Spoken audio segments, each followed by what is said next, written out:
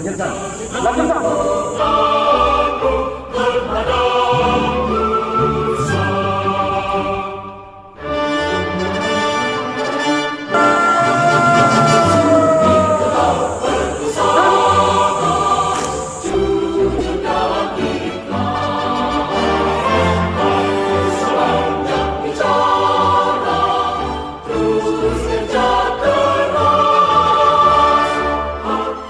Generasi muda Indonesia hari ini telah seiring sejalan mewujudkan harapan masa depan Indonesia bersama-sama.